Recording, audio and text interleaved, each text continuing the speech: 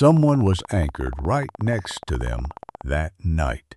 That person, whoever owns the sailboat moored in Aunt Pat's Bay, has information that the U.S. Coast Guard Investigative Service has been actively searching for since May, for weeks, and they may not even know they're being looked for. I'm going to walk you through who that person might be, what they might have seen, and why the Coast Guard thinks finding them could change everything about this investigation. Because the mystery of Lynette Hooker's disappearance doesn't just have one unanswered question. It has a witness who was there, and they've been gone since April 4th. Let me back up. For those of you who haven't followed this case, Lynette Hooker was 55 years old. She was from a small town in Michigan called Onstead. She had been around water her entire life. Lakes, boats, swimming since childhood. She wasn't someone who discovered sailing late and had to learn it. The water was native to her. She quit her career, sold her house, gave away everything. She and her husband Brian went to live at sea on a 55-foot sailboat they called the Soulmate. For over a decade, they documented that life on a channel called the Sailing Hookers. Sea turtles, sunsets, cinnamon rolls baked in a solar oven. They were living the life most people only talk about. 3 days before she disappeared, she posted their last video together. They were at Great Guana Cay, filling scuba tanks. Hall & Oates is playing. She looks happy. Her last Instagram post was the morning of April 4th. The caption said, "Not going anywhere for a while." That evening, she was in the water.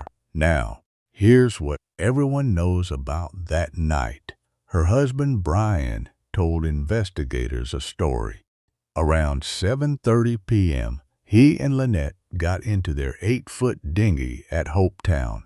They were heading back to the Soulmate, which was anchored in a place called Aunt Pat's Bay. Brian said, "The weather got rough. High winds, choppy water. Lynette fell overboard. The engine died. He couldn't restart it. He paddled for hours. He arrived at a boatyard at 4 in the morning and told a guard his wife was in the water. Search teams launched. The Coast Guard got involved. Bahamian police arrested and questioned him. He was released without charges. Life went on. The case stayed open. But then in May, more than a month later, something changed. The Coast Guard released images of another sailboat. They posted on social media saying they were looking for the owner or occupants of a vessel that was moored near the Soulmate in Aunt Pat's Bay that night. Not around the area, not in the general vicinity, moored right next to them. A Coast Guard memo obtained by CBS News said this directly. The owners, occupants of the sailing vessel, may have information relevant to the CGS investigation. Think about that for a second. If you're anchored right next to another boat, you're close. You're in the same small bay. When people go in and out of their boats, you hear it. When dinghies launch, you might see it. When something happens in the dark on the water near you, you might notice it. The Coast Guard didn't release those images and send out that plea casually. They released them because they believed the owner or occupants of that boat, someone who was right there, maybe 50 yards away, maybe 100 yards away, saw something, heard something, or could confirm something about that night that matters to the investigation. And for weeks now, they haven't found them. Let me walk through why this is significant. Brian Hooker has given investigators multiple versions of that night. The core story stays the same. She fell. He couldn't save her. He paddled to shore. But the details change depending on who he's talking to. He told police she swam toward shore. He told friends she swam toward the yacht. He said it was dark. Surveillance footage shows it wasn't dark yet. He said the weather was rough. A neighbor captain said it wasn't that bad. He said he fired signal flares. No one saw them. Every version of his story can be checked against something objective now. GPS data from his phone contradicts where he said he was. AIS data shows the Soulmate's tracking system went dark at exactly 9:29 p.m. The thermal camera on the boat, which he never mentioned, could have seen heat signatures in the water. But one thing hasn't been locked down yet. An eyewitness, someone who was there. That person is the last link in the chain. They could confirm what time the dinghy left the Soulmate. They could confirm whether Lynette was in that dinghy. They could confirm whether Brian came back to the boat that night or stayed gone. They could have seen the dinghy's movements. They could have heard voices. They could have heard anything, and that person has been gone. Now here's the thing. Sailboats aren't permanent fixtures. People live on them. They move. The owner of that mystery sailboat anchored in Aunt Pat's Bay on April 4th could be anywhere in the world right now. Anywhere. The Caribbean. Back home, South America, Australia. The sailing community is global and mobile. You can anchor somewhere for a few days and then raise anchor and leave, and no one knows where you're headed. But people do leave traces. They have social media accounts showing their route. They post photos in different harbors. They talk to other sailors. They create digital footprints. And the Coast Guard is looking for those footprints right now. What makes this particularly strange is the timing of when they released the images. It was May 5th, more than a month after April 4th. So for that entire month, the Coast Guard knew there was another boat there. They had it in their records. They knew from Brian's accounts, or from Bahamian authorities' records, or from marina records in Aunt Pat's Bay, that a specific sailboat was anchored nearby. And they spent a month looking before they decided to ask the public for help.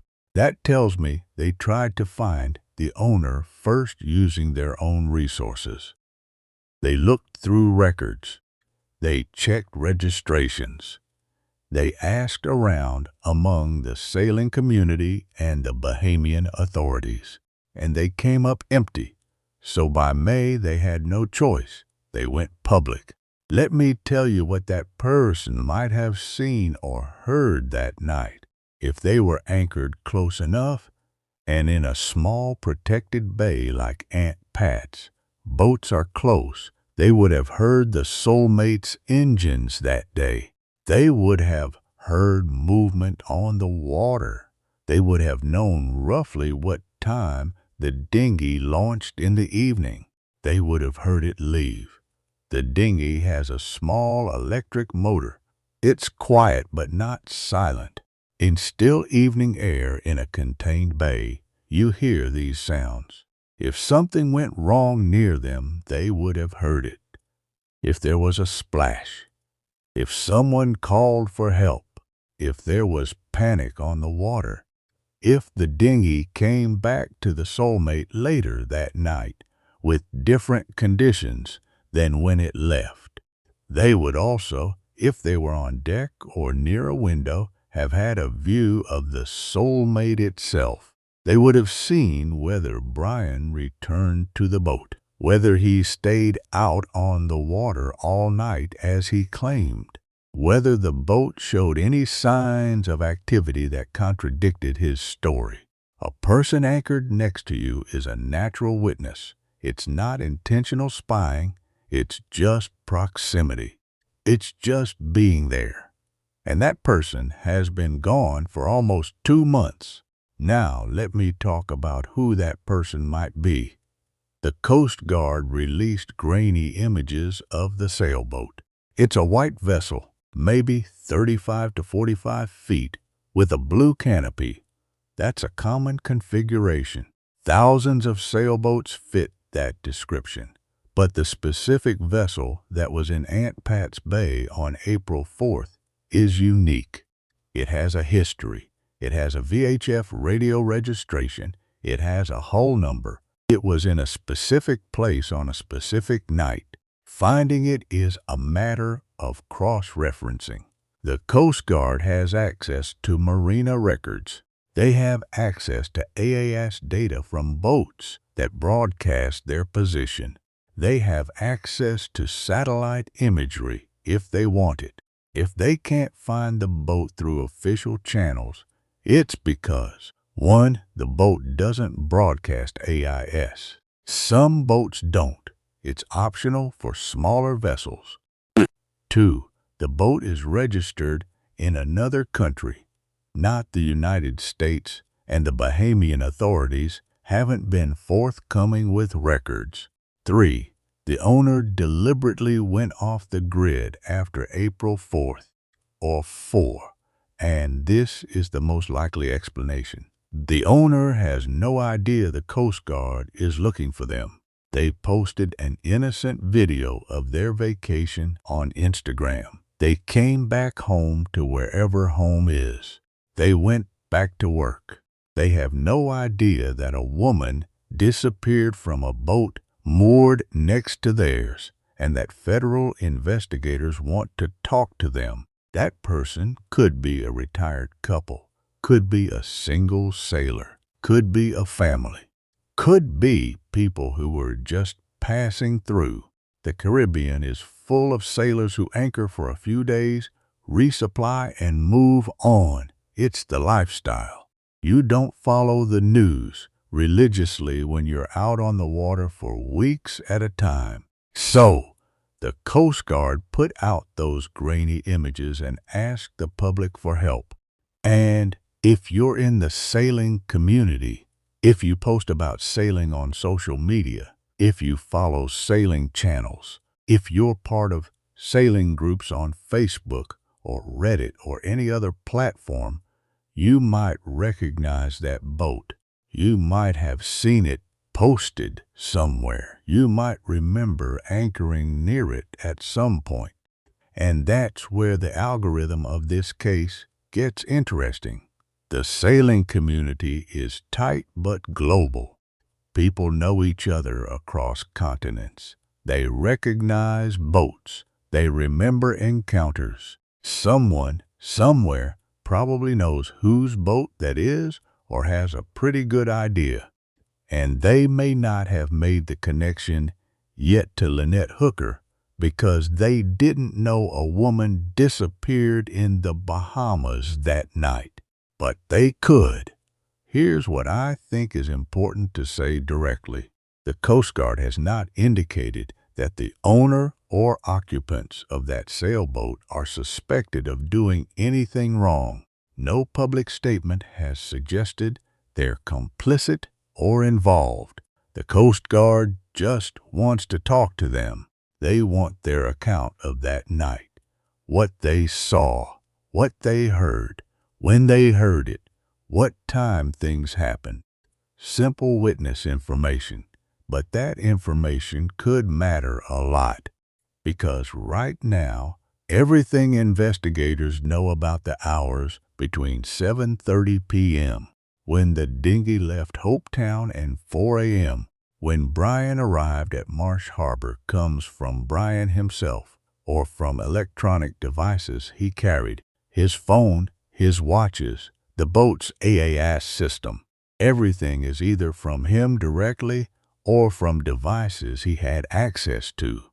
An independent witness, someone from that sailboat, would be the first external confirmation of what actually happened that night. and they would either corroborate Brian's account or they would contradict it in ways that matter. The Coast Guard knows this. That's why they're looking. That's why they went public. That's why they're asking every sailor and every person who knows the sailing community to help identify that boat. Now, I want to be clear about something. We don't know what information from that sailboat would prove. It might confirm Brian's timeline completely. It might show that the conditions he described were accurate. It might place Lynette in the dinghy when he said she was. It might validate his version of events, or it might not. But either way, that independent account matters. It matters legally. It matters investigatively. It matters because it's not his word. It's someone else's word. And in a case where everything is disputed and everything has been walked back and reconsidered, an unconnected third party saying what they saw is worth gold. The problem is finding them. If you're watching this video and you're part of the sailing community and you remember a white sailboat with a blue canopy anchored in Aunt Pat's Bay in the Bahamas around April 4th, you might have information that matters. You might have seen that boat before or after that date. You might know the owner's name. You might recognize it from the grainy Coast Guard image. You can submit tips through the Coast Guard Tips app. You can call the Coast Guard Investigative Service directly. You can email them, and they will take that information and follow it, because right now they're essentially looking for a ghost, a sailboat that was in a specific place on a specific night, with people on it who saw something, and then it vanished. Lynette Hooker is still missing. Her mother, Darlene, is still waiting. Her daughter, Carly, is still searching. And somewhere in the world, the owner of that sailboat probably has no idea that their presence in Aunt Pat's Bay that night might be the thing that finally explains what happened. But someone watching this video might know who they are. Someone in the sailing community might recognize that boat. And if they do, if they come forward, it could change everything. The investigation is still active. The Coast Guard is still looking. And that mystery boat, it is still out there somewhere, with the one eyewitness account that nobody has yet heard. If you have any information about the disappearance of Lynette Hooker or about the sailboat moored near the Soulmate on April 4th in Aunt Pat's Bay, contact. Links in the description. Brian Hooker has not been charged with any crime. All individuals are presumed innocent unless formally charged and convicted in a court of law. Lynette Hooker deserves to come home. Her family deserves answers. And that person on that sailboat deserves to know that their account of that night might be the thing that provides both.